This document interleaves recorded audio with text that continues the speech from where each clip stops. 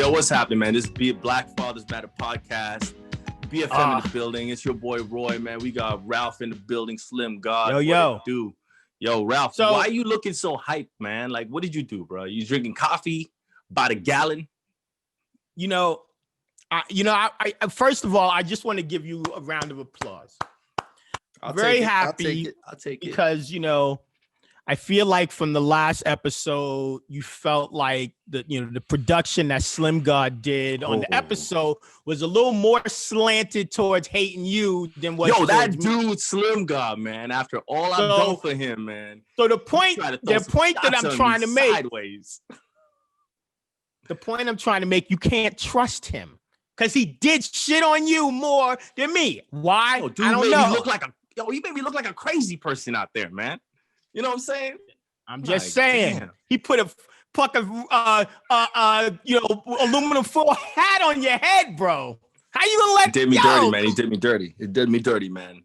But who knows if I ain't got that joint underneath this toque? You know what I'm saying? Speak the truth, man.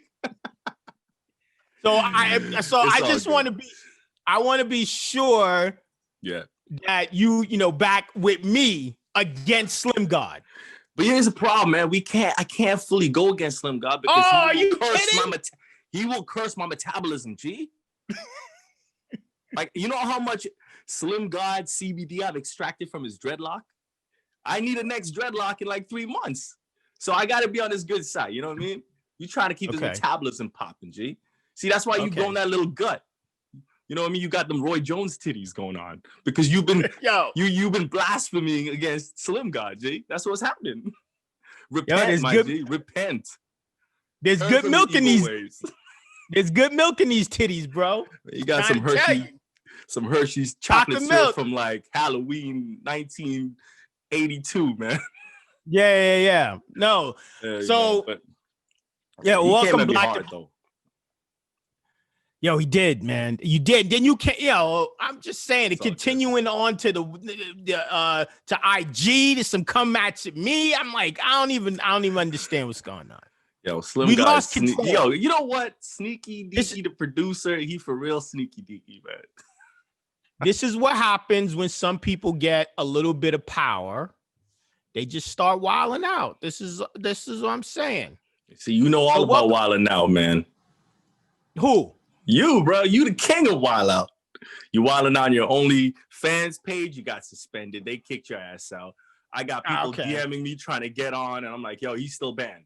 I don't know what to tell you. Speaking of wilding out, I wanted to ask you. A lot of people had some concerns about you, bro, last week, with you talking about around the vaccine. So Barack Obama said that he will take the vaccine live on camera. My question is, does that mean you're going to disrespect the OG? I can't disrespect the OG, man. I can't disrespect the OG. I can't. But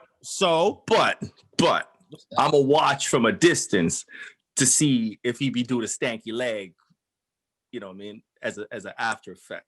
If he doing a stanky leg while he leave, then I'm sorry, Mr. President. You got bamboozled. Okay. You know what I'm saying? Did you hear that Starbucks is offering unlimited coffee to first responders and healthcare workers in December? What? They only now started, man. They should have been doing that from time. Dunkin' Donuts, Tim Hortons, Starbucks, they should be feeding these guys coffee because they need to be awake. Like, what's up? How many times have you faked like a healthcare worker to get free coffee? See, that I didn't do, man. You know what, man? I didn't even think of it. Now you got my brain moved. Like, bro, I got to back up. I'm disappointed in you, man. Yeah, that's what I'm saying. And I got like a couple of security t-shirts I can be rocking. You know what I mean? Damn. Let me guess. You've been doing that, right? You be showing up like... I'm just saying, like, You got that. I got one of them vests. I got an orange vest. Grimsby Transit vest. He be just hopping out his car like, yeah, I need some coffees and some, you know what I mean? They're like, oh, yes. For the guys. Driver. Yeah, for the guys, I'm here with the guys. That's savage, bro. See, I can't do that, man. Next time I'm going to get a coffee, and then I'm going to grab some of those Mariah Carey cookies. You know about those? Have you heard? So Mariah Carey is coming out. Always. Hold on 1 second, bro. You can't just say Mariah Carey cookies in the same sentence and keep talking. You gotta have a moment. I was gonna ask. Okay, we gotta have a moment of silence for Mariah Carey cookies. What? Now, let me say, man, I've always wanted to try Mariah Carey cookies. Ever since I was a little youngin'. When I used to go to sleep, listen to her music and stuff. You know what I mean? Yep, snuggled. So now the fact that she's putting them cookies out, bro. Yeah. Tell me where, and I'm gonna go get me a case. I may get 2 or 3. So how badly do you want to eat Mariah Carey's cookies? And do you want to eat it? Do you want to eat her cookies from the front or from the back? You know, I just put the whole thing in my mouth, man. Just I'll go Cookie Monster on that joint. Cookie Monster. You're not gonna take your time with it? No. I waited all these years, bro. What am I taking my time with it for, man? The world about to end, G. You know what I'm saying? I'm trying to scarf down these cookies ASAP so I can keep it moving. Is there any part of her cookie that you think will taste better than others? You know, I think maybe the joints with the chips. The chocolate chips, man. Those nice, good old chocolate red bone chips. Shout out to MC, man. Yo, shout out to MC, man. Much respect to the goddess. Of course, good luck with them cookies. Good luck with them. Thank you so much for doing this. Like you brought hope to the hood once again. Yo, I think she might have made more money off of Christmas than Santa Claus.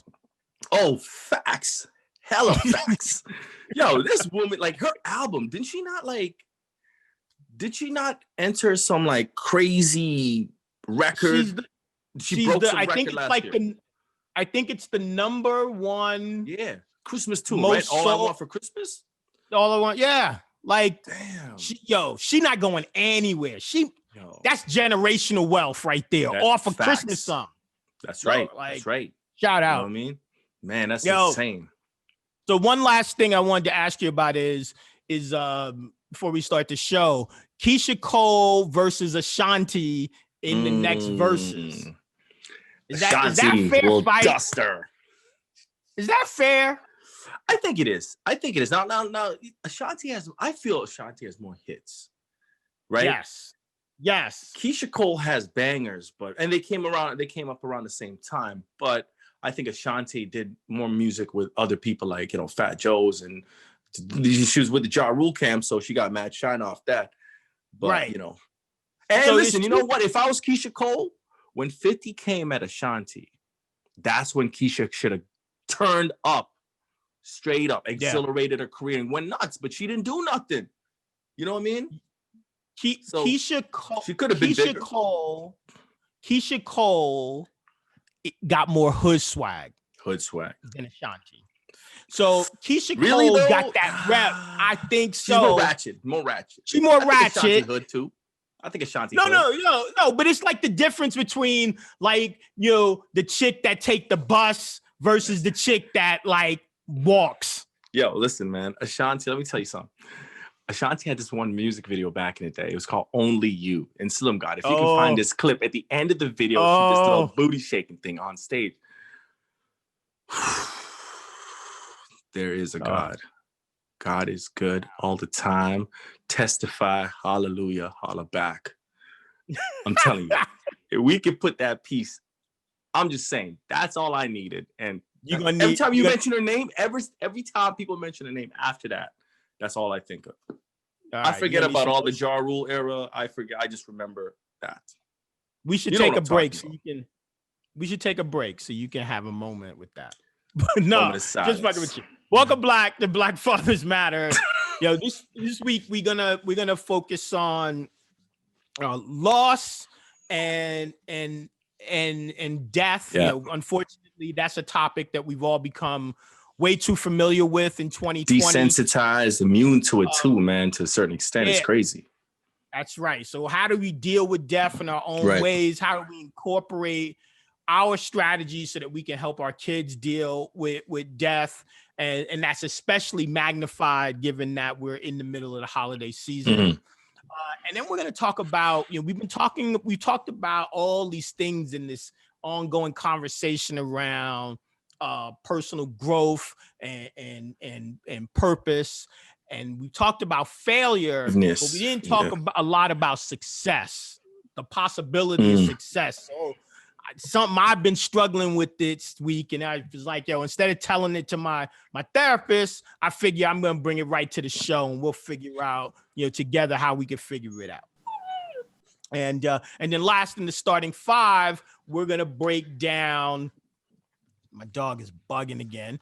We're gonna break down the words that we say in the culture. Right. That most people outside the culture would not know what the fuck we talking about. Right. Right. Now, all these things eventually If you know, you know. That's and right. all these things eventually become a part of the global culture because, good shit is good shit. Like my good shit is good shit. But until now, we're going to let people in behind the curtain a little bit. That's right. And some words, see what we can come up with. So welcome, Black. Thank you for rocking with us. And so all them Caucasian people, man, we're gonna put you up on a little game here. You know what I mean? Y'all might want to get a notepad, grab a pen and pencil, you know what I'm saying? Take some notes. So that way when you hear Black people hollering certain things, you're like, oh, that's what he meant. And you won't think, why is he so angry? Yeah. Maybe he's hungry. We get angry, we're hungry too. But anyways, man. Maybe he likes you a lot. That's what I'm saying. You know what I mean? Yeah. Don't be mad at that. No doubt. So we'll rewrite Black Fathers Matter. So man, can I tell you something? What's on your mind, brother? I tell you that I feel like I'm perpetrating a little bit of a fraud right now, and I just want to.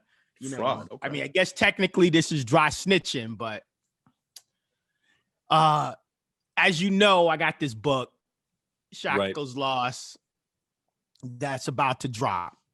I had a couple more pieces to it that I needed to put together to just I needed to edit it one more time, get it back to the Taskmaster, who's my people that's working on this, and I'm freezing.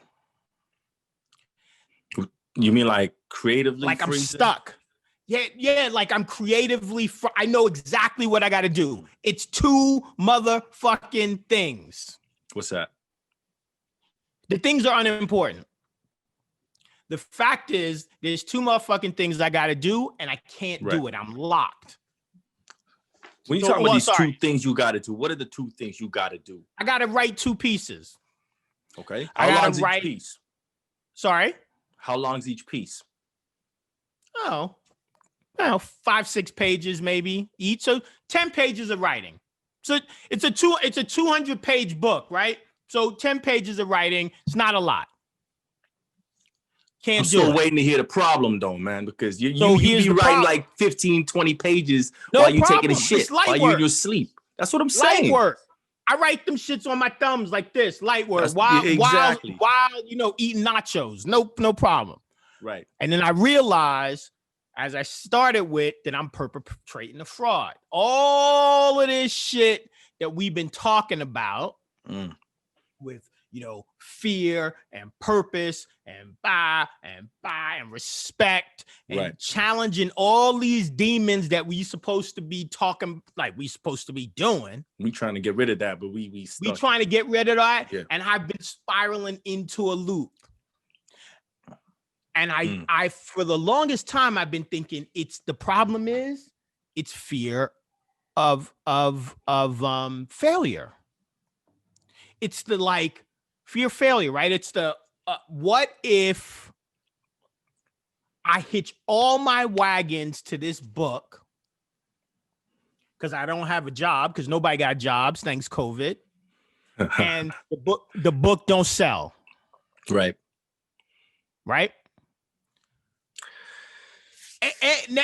So that's where I was stuck. That's where I feel like I was stuck. Well, here's the thing, man. So hold on, let me just finish the crazy thing, and then I'm gonna let you go. Here's what I realized. Okay, no, you go, and then I'm gonna give you the aha moment I just fucking had. I don't think it's fear of failure. Me personally, I know you for years, man, and you creative genius. So I don't think it's fear of failure. I think you're struggling with a fear of success. It's impossible for your book to get out there and people ain't gonna mess with it. And why is that? Because your story is very unique, bro. The people that know you, we know your story is unique. The world needs to hear it. Now, if it's not a success, it's probably it ain't the right time. But I don't think it's not the right time. I think this is your time right now, man. So it's more for me when I'm hearing your story, man. It's fear of success, bro.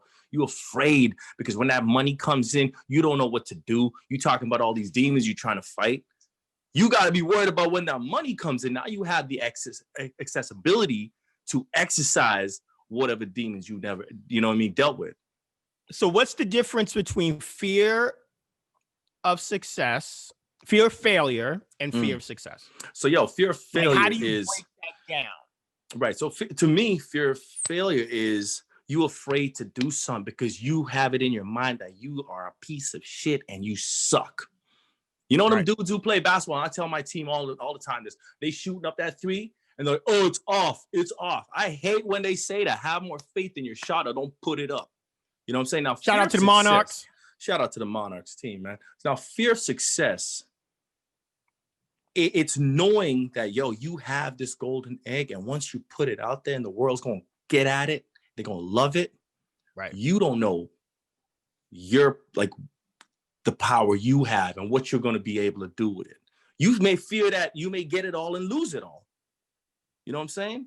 We've talked about this. Black people can't have nice things. We get a lot of, there's been stories in basketball history and it's every sport history where a guy come out the hood, make 100 million, 5 years later, he's broke.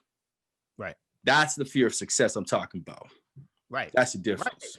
Like we have we don't even have to guess on these stories. The hood is filled with lots of motherfuckers that should be living in Beverly Hills, and sitting behind these counters at Tim Hortons. I think shout out to Tim Hortons. Ain't nothing wrong with that life. But when you were supposed to be in the league and you at Tim, you feel a kind of way. I'll take it a step further, man. Please. The cemetery is filled with so much talent and ideas that never even came out because of the fear of failure. Let that sink in, man. You know what I'm saying? Right. I rather people try and at least say, I tried, it didn't work out. You know what I'm saying? Right. Because I also don't want to be one of those cats that's like, old man at the club and they're like, back in my day. Back in 90. Oh, yo. Okay. So let me tell you a crazy story. So before you come in with that, I just want to say a quick thing, segue. So I was, chilling at the crib. Nope. My ex walked in. My ex. Is this about fear of success or fear of failure? This is stunting. So, I told you I always want to live my life without speaking. Let people see that. So she comes in the crib and she's like, oh, she makes a comment. The comment was, wow, you look so youthful. I was like, oh, that's a nice thing to say. You know what I'm saying? And I was like, holla back.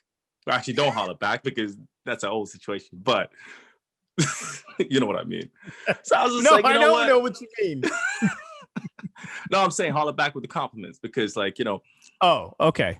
And I take that as a testament to me, man, because I've been working on myself. So I've been, trying to work on my own mental, my ruminating situation, all that shitty committee you got going on in your brain. So when you get rid of that, man, you actually start feeling better about yourself.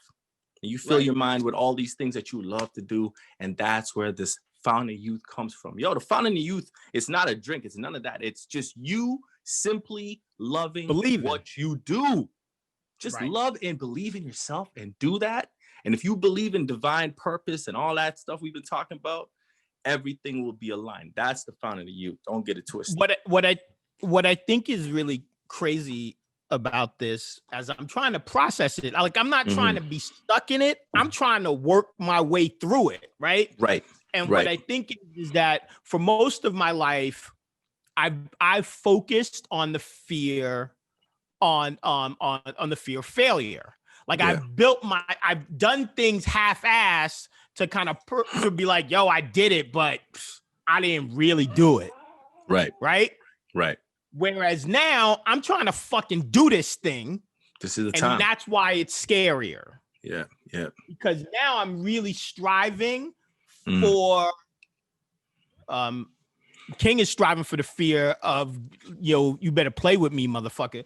But I'm really striving for success. I want to be in this game. Like Black Fathers Matter is important to me because of that same reason, right? We put in a lot of sweat equity into building this we brand. Gonna get paid in the back end. So I'm scared of like something fucking it up. So here's the thing, man. So it's the same idea. Yeah, but at the same time, man, what you got, like I said this earlier, you have a golden egg. The world needs it. What I feel like you need right now, nigga, right now, what do I need? You need to find some inspiration. You already have that inside. You need something to ruffle that up. Go watch Pursuit of Happiness. Go watch some movie where somebody came out of the slums and he worked hard. You see his struggle. You need to go check yourself and go watch some of that, man. Get some inspiration, bro.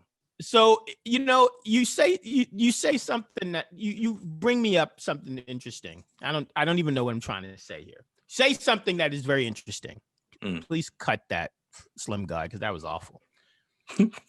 Remember that day a couple days ago, last week, it snowed. We got that big snowstorm. Yeah. Right? I didn't want to leave my house. And I was like, fuck, but I don't have anything to eat. Right, is what I said. And I open up my freezer, move a couple things around. Like, oh shit, I got chicken breast there. Wait a minute. Hey, I got some spinach over there. Okay, boom. Go into the other cabinet. Like, oh, I got some tomatoes. Okay, yeah. Okay, some radishes. See, and by the end of it, I didn't leave my house for like 4 days. And I think that has been a really important lesson for me is I got to get grimier. I got to remember what it was like when you was back in the trunk selling mixtape type shit. That's right. Right. That's right. You got to remember you got everything you need is inside you, bro. Just like in your house, you're looking outside, man. It's all in your fridge. Just like you, whatever you got inside of you, man, that's what you need. That's all you need, man. Everybody's made unique. The hood rule was always, if it can't fit in your backpack, you don't need it, right? Right. And so yeah. Ultimately, that comes true. And that's where you start to transition from fear of failure, fear of like needing other people, fear of being, trying to get other people to validate your shit. Yeah. Right. And then you just like, I'm good right here. I'm good. And when that happens, homie, that's when your ex will come up to you and say, damn, Ralph, you're looking youthful. Well, we'll be right back. BFF. We'll be right back. Peace. This nigga finally ate some food. Okay. Hey, man. Hey, check this out, Welcome back to Black Fathers Matter, man. Whoa. Ralph out there wilding out, acting a damn fool. You know Ralph be. So, check this out, man. This week, I'm going to be supplying you the lyrics of the week. And the lyrics, since we talk about death, man, and this is a song that I always listen to for the last 5 years on December 4th. And why December 4th, you may ask? It's because that's the death anniversary of my dad. So these words really sit in with my soul. So, I'm going to go right into it. It's off the DJ Drama album, Quality Street Music. DJ Drama, what up? This is off the Jada Kiss verse off Never Die. And he goes, evil thoughts in your mind keep running through, not quite sure what you want to do. Like, what is this world coming to? Life goes on, even if you don't want it to. It's a sad ride home. If the good die young, do the bad die old? I'm just trying to carry my load. Another good nigga living by the bad guy code. That's all I got to say. Shout out to Jada. Shout out to DJ Drama. Never Die. Quality Street Music. That's what's up. All right. Thank you. Welcome back to, I don't know why I just said thank you. What we thanking them for, bruh? I don't know. Thank you for rocking with us, though. Yes. Yeah, thank you for rocking with us. Black Fathers Matter. That's what's up. And I'm laughing, which we're about to talk about something that's not very laughable, too serious, unfortunately, which is loss and death. And the world has lost hundreds and thousands, millions of people to coronavirus, hundreds of thousands here in our neck of the woods. And but for both of us, loss is very, very personal. So I know today, this weekend, is a special time, not a special time but you're thinking about loss, especially in your life. So I'm gonna let you cook, and then That's what's up. That's what's up. Yeah, man. You know, loss. It's something that you can't escape. You know what I'm saying? Like everybody dies sometime. And like, you know, like the lyrics of the week, man, that stuff it's real stuff, man. Like, you know, I can definitely sit there and relate to every bar Jada dropped on that, man. There was one part of it though, man. It said it's a sad ride home, and that hit because I remember after burying my father, December the 4th, 2007, just driving home. You know what I'm saying? Driving home. Think about that. Driving home, but you just buried one of your family members. Shit, it's the first time you're going back to the crib without that person. It's quiet. It's a sad ride home. You know what I'm saying? So yeah, man. It's been 13 years since my pops passed away, and this year, man, I was like, you know what? Because in the last 13 years, I've dealt with a lot of stuff, man. I went through the whole resentment, you know, the stages of loss, anger, resentment, you know, you weren't this or you weren't that, and blaming and this and that, to the point where now I'm actually at the point, and I thank him for the person he was, because if he wasn't the person he was, I wouldn't be the person I am. You know what I'm saying? So I honestly believe that. So what I did 2 years ago, man, actually 3 years ago, let's take it back. 3 years ago, man, I went to the graveside and I was pissed. I was hella mad, man. And I was in my feelings. I remember I called my sisters and I was just like venting. I was just so angry. You know what I'm saying? Right. At the lack of relationship I had with my pops and that kind of stuff. So when he passed away, so, you know what I mean? And then I worked on that part of me through counseling, you know what I mean? Self-reflection, all that kind of stuff. And I realized with maturity, a lot of things about my life. So 2 years ago, a year later, I went back to the gravesite to visit my pops on the 4th of December. And I took with me a white rose. Now, this was like spur of the moment, freestyle time of moment. So I was like, you know what? I'm going to grab me a white rose. This rose represents peace, me towards him. And at the same time, my whole, like when I was there, I put the rose on his graveside and said, yo, you know what? I just want to let you know I ain't mad at you no more. And I forgive you for blah, blah, blah, blah, blah. And what I felt at that moment was I needed to put my hands on the soil to release that energy, send it back to the earth. Some crazy shit. But you know what? I've never heard of that before, but that's what I felt in my spirit. So I was like, I did. So I released that energy, passed through my body, right back in the earth, return to sender. You know what I'm saying? And ever since that, man, like it's been different. Like this year, I was like, you know what? I'm gonna go there with my daughters. So my oldest daughter, she hasn't been there since we buried my pops. And my youngest daughter, because it's 13 years ago, and she's 11, she didn't even get to meet him. So I was like, you know what? Let me just take my girls out there. So we went out there, you know what I mean? And, you know, just like had a little few moment talking while they sipping their hot chocolate. It was kind of cold. They, you know, it was just nice hearing the kids like talk to the granddad. You know what I'm saying? And my little 11-year-old, she read the tombstone, like she read it all. And that was the sweetest thing to me, just to know that she's reading that, you know what I'm saying? And it said like, it was a Bible scripture and like, you know, loving father, blah, blah, blah, all that good stuff. So I'm actually really happy at where I'm at, man. You know what I'm saying? And don't get me wrong, December is always a dark cloud moment because of the death. And I'm like, yo, boycott Christmas. I ain't trying to rock with Christmas. You know what I mean? Just because of that dark cloud that sits over. Now, the dark cloud's still there, but the feelings and the grudges and the resentment, that's not there. This time when I went to visit my pops, this was the best me that could ever visit him. Facts. Like, you know what I mean? I've been there for like over a decade of times, and I've been through angry Roy, the fat Roy, the unhealthy Roy, the substance abusing Roy. Just, you know what I mean? And back, and that's his shit. Loop. This year was the best time. I was like, yo, I felt so good about it. I was like, man, yo, Pops, like I'm doing better than I've ever been. Yeah. I'm happy inside. My kids, look at my kids, yo. You know what I'm saying? So I left with that peace. That's all I gotta say. I realized something about our friendship right now that I don't know that we have ever really talked about it in the way I'm going to talk about it. Right. We talk about being immigrants to Canada, being married, talk about being fathers. We talk about being hustlers, all that stuff. We talk about a lot of shit. Yeah. We don't talk a lot about the fact that we both didn't have the relationship with our fathers that we would have wanted to have. Yo, you know what? That we desperately craved. But that we desperately craved. Exactly. And when I moved here to my new place, the first thing I did when I started putting clothes away, I opened up the first drawer, and there was a photo of my father. I hadn't seen that photo in years. It's the only photo of him that I own. And I looked at that photo for a long time. And what I realized is I felt at that moment, this is the first time I'm looking at you and I feel worthy of looking at you.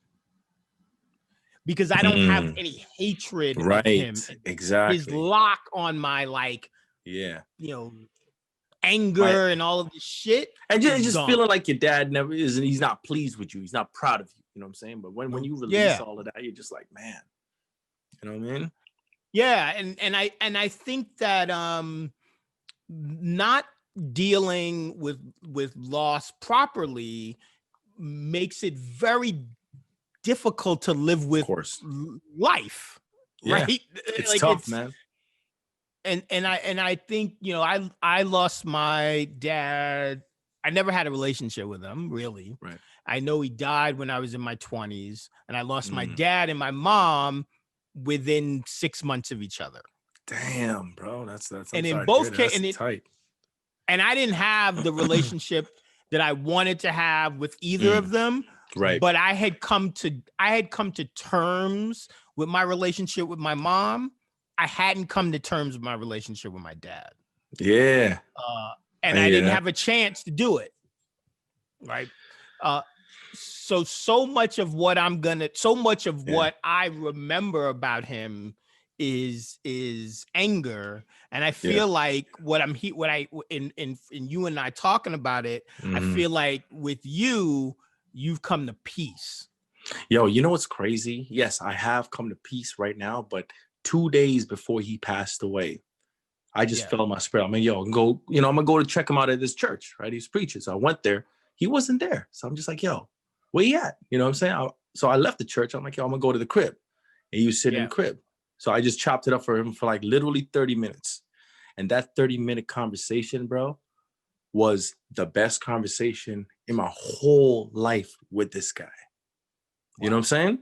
And I figured he knew something, but that conversation, I felt like, yo, this was so divine timing and everything. Like, why was I there? Why did I wake up, say, yo, I need to go to church to go visit my pops? I wasn't going for nothing else, but just see him.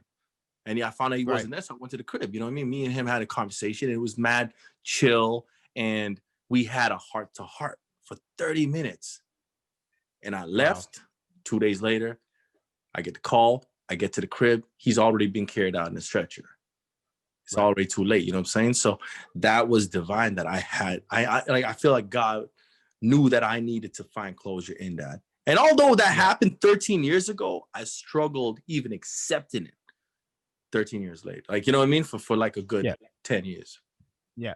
That was the difference between how I will remember my mom than my dad and my father. And I don't know why I'm calling him my dad, because I never I don't biological though, you know. Biological.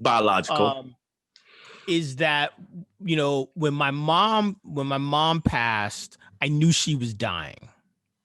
I knew that was we were on that journey, and so it was gonna come. I either needed to come to terms, or I either had to come to terms, or I was just gonna have to carry that guilt. It's crazy. It's tough because sometimes you're not ready to come to terms. You're right. rushed to come to terms. And I'm like, man, I'm not ready, but I have to just swallow this right now and then deal with it, process it for the next 10 years. Yeah. And what I realized at that moment was that I still had shit that was not going to be fixed, but I was ready to let the burden go. Facts. You have to let it go, man. Yeah. Like I said, man, I'm in my best life right now. Like, you know what I mean? I feel healthy in my skin. I'm feeling great. And holding on to that stuff is what you're gaining stress weight. Like, you just feel horrible, man. Let that go for you. You know what I'm saying? We talked about forgiveness. You got to just forgive for yourself and let it move on, man. Yeah.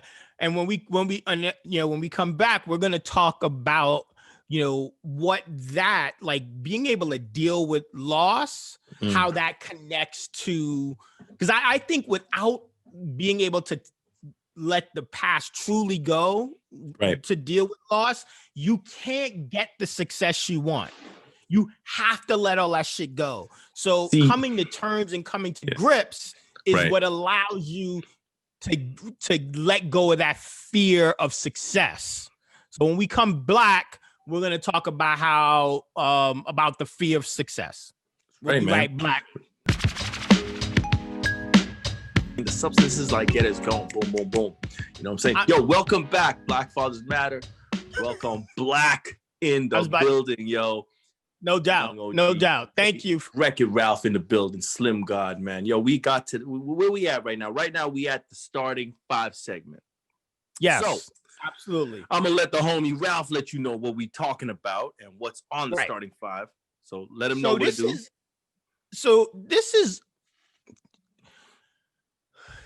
We have conversations, and every guy has conversations with his guy, or every girl has conversations with his girl.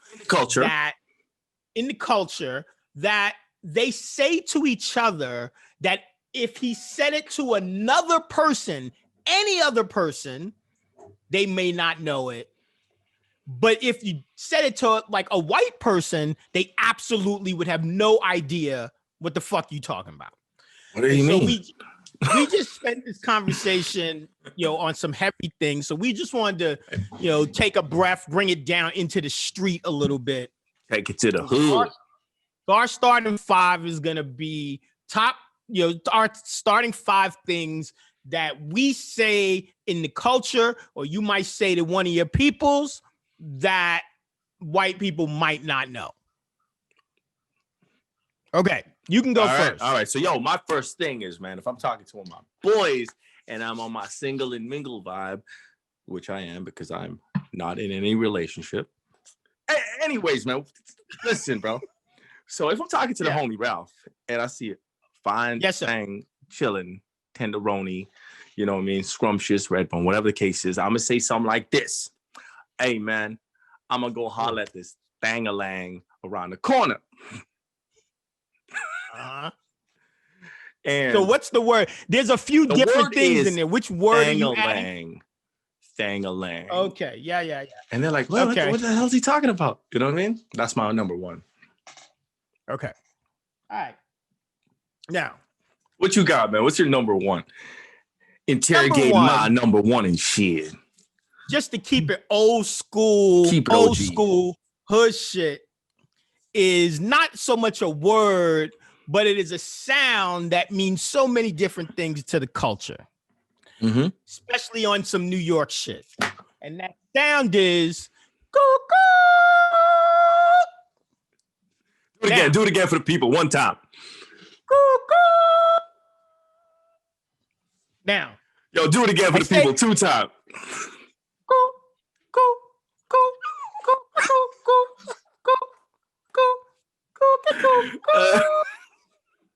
Oh man, you just remixed that joint right there. I just remixed it. So I say this for a couple reasons. One, because if you in the hood, you know that. Yeah, you get called for that for the cops. You get called for that because you got to get back to the block because there's trouble. Yep. If whatever, your mama it's a looking universal for you, call. if your mama looking for you, you gotta do that. If the Or your baby mama, you do that. or your baby mama looking for you, or your baby's looking for you. or your baby's looking. Those babies running down the hood. Them dirty. It's a universal. Yeah, I'm joking, man. Black fathers matter. We love our kids. No doubt. Daddy love his kids, as Stephen A. say. The one thing, that also marks the high as I got in the drug game. So you're saying the bird call, that's what it's called. It's that bird the bird call. call. The bird right. Call. Shout out to Birdman. Shout out to Birdman. But that was as high as when I was a youngin' in the streets. That was as high as I got selling drugs. You selling them Tic Tacs in the little tiny Ziploc bags. You know what I mean? That was it. All right. All right, what's your number one? So, my number two is. Oh, number two. Say, you have a gathering and, it's a potluck type of event. What I like to ask is, who's bringing the broccoli? Because if ain't nobody allocated to the broccoli, I'm going to bring the broccoli.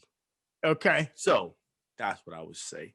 Now, a lot of white people may not understand what broccoli means, and they may think, "Ooh, you talk about what's it, iron and all that good stuff, that nice broccoli vegetable." Yes, I am talking about something that does have iron in it, but not the same type of. It give you an iron lung, but that's code word for the almighty cannabis. Okay, that's my number two. Cool. What you got? All right, so my number two is About That Life. Now, About That Life is something I say at least 3 or 4 times a day, because it's like motherfucker. You could say it in so many different ways. Yes. Yo, you want King? Don't eat that pizza. You ain't about that life. Boom! I just did it live. Yo.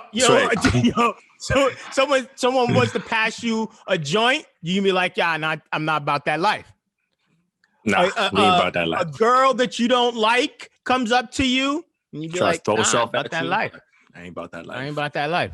That's right. And now, if you depending on who you are, is how much shade or how much ratchet shit, because you don't want like a black woman or a woman from the hood to throw that. I ain't about that life. That shit hurt. That's violent. So yes, that's right. That's my number two. About that life. That's a good one, man. What's that's a your good number one. 3? Yo, my number 3 is one of my favorite terms I like to use, and this word goes a little something like this. But actually, no, I'm gonna put it in a sentence, but it's the last piece of that. So what I like to say is, to be specific, I keep it hieroglyphic. Okay. Right? Yes. White people don't get that. What does he mean? What is this hieroglyphic he talks about? And I'm like, yo, it's like terrific, but hieroglyphic. Shout out to the gods behind me. No doubt. Double salute. What you got, man? So my number 3 is what I'm embarrassed to say it. What's that? So my number 3 is what I call when a lovely woman is when you're going down on a lovely woman and she is gracing you with her vaginal essence. Her voluptuous vaginal essence. I call that discharge, like, I call it pink lemonade. Damn, you nasty nigga. This nigga needs some help, man. He needs some prayers. He needs God, yo. You don't call it truffle butter? No, I don't. Pink That's lemonade. not bad, though. Okay. All right. Okay. And what do you do with this pink lemonade? Does it refresh thy body and thy soul? Drink it. on a hot. Drank it. Drank. Oh my God. That's a good one. I like that. Okay. What's your next one? So, the other one is when I used to use back in high school a lot because I had this thing, which we call in the hood a hoopty. You know what I'm saying? So I would be like, yo, I'm going to go to McDonald's. Y'all want to roll? I'm going to hop in the hoopty, go gas it up, roll down, get that Mickey D's. You know what I'm saying? So a lot of white people may not understand what the hell a hoopty is, but a hoopty is just it's a beater. It's a car that you use in the winter. You know, 4 wheels. 4 wheels, 4 doors, sometimes 4 doors. And optional. now keep in mind the hoopty, the reason why it is a hoopty, because this car is over 25 years old. Right. Also, the hoopty's radio systems never work. So you got to have that ghetto blaster. You dig? So I have my ghetto blaster back in high school sitting on my passenger seat. So nobody could sit on that seat. Everybody got to hop in the back, and I bump my tunes from there. You know what I'm saying? So that's what it is. No doubt. I like that. My number 4, we've talked about it on this show before. It's just my favorite phrase, probably. I just love it. I don't get enough chances to say it. So I'm going to say bottom bitch. I just fucking love it. Yeah, this guy loves that word. My dream. It's my life goal to have that. So all day, bottom bitch. Okay. So Zero, for the white people, hold on, before we go. So the white people that are like, what is a bottom bitch? In like 10 seconds, say it. That is a man or woman, in whatever stripes that person is, that is down for you for life from the bottom to the top. And she's going to be riding with you forever. And it's all about everybody winning. That's it. What's dope. Your last one?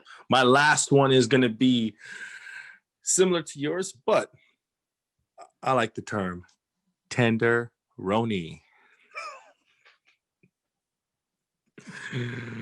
A tenderoni is a sweet, succulent. I can't use the word female or honey, so I gotta use woman. No, I think honey's okay. Right. Like sweet, succulent honey. Soft, sweet, calm, soothing voice, energy, all of that stuff. That's what you call a tenderoni. PSA, BFM, beautiful. All the tenderonis out there, DM your boy. Hit me up. All them tenderoni grandmas, DM my boy down there.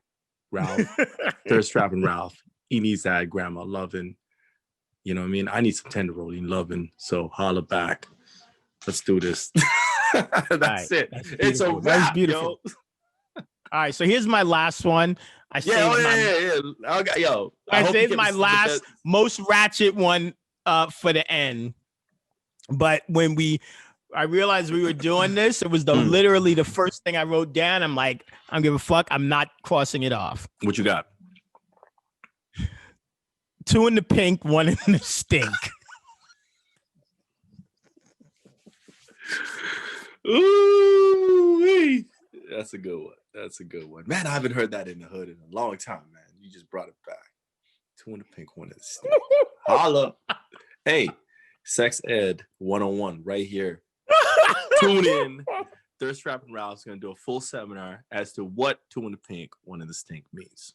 Okay. All right, yo, we'll be right back. Black Fathers Matter starting 5. We out. Yo, welcome back to Black Fathers Matter. It's your boy, Roy, Young OG. I got the homie Ralph in the building. Slim God's laying in the cut. So, yo, check this out, man. This is the last segment of the show. It's called the Final Tip. Final call. We're going to drop a tip each. So, yo, here's my tip, man. Going in and tying into what we got going on with this episode, talking about the L's and the big D's. And I'm talking about death. So all you dirty-minded people, we ain't talking about that type of D. Talking about death and losses. Yeah, Ralph, get your mind out the gutter. I ain't talking about nuts. I ain't talking about no nuts. Ain't none of that. Unless we talking about these nuts. Anyways, yo, take it back on a serious note. Listen, man. So my tip is this. Everybody got to give the roses to the people you love while they still around. You know what I'm saying? Make sure No you doubt. give the roses. And I'm not talking about literal roses. I'm saying let these people know you appreciate them. Anybody that's in your circle, in your group that you love and that has inspired you and helped you in any shape or form, let them know you appreciate them, because I've been to so many funerals, man, and the amount of people that be bringing flowers to dead people. It's sad. I'd rather, if you won't give me flowers, man, give it to me when I'm alive so I can say thank you. You know what I'm saying? Yeah. So make sure you guys give your roses to the people you love while they're still around. That's all I got to say. Ralph, what you got? I was going to say, I was going to go high-minded today too, man. Well, I would also say I would also say, like, watch The Mandalorian. Great show to watch with your kid. But, yo, it's just, I think what's so crazy is that we forget that, yo, it's just never too late. Never too late. Right? We could go back to, talking about this fear of success. We're talking about these, dealing with issues with our fathers. Right. And it's never too late to be the best you. It's never too late to be healed. It's never too late to live your craziest fantasy. Mm-hmm. Right. I was watching this show about architecture with my kids. And it was these houses in Spain that had figured out how to commune with nature commune their homes in a natural space. Oh, that's so these dope. were homes that were like in the tree middle of houses and forest.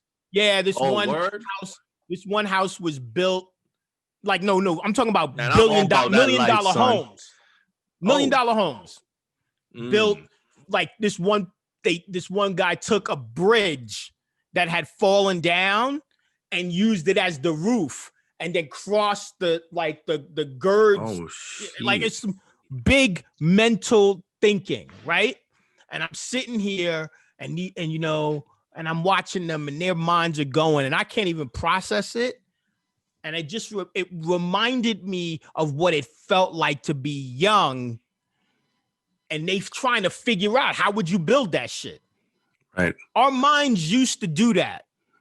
And the only thing that stops our minds from doing that is fear.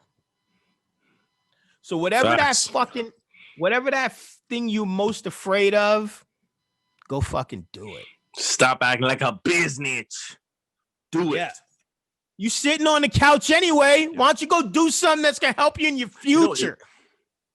It's crazy you say that, man. And that stuff makes so much sense, man. There's a lot of music that would inspire you to stop acting like a bitch. Go listen to Lil Jon, Eastside Boys.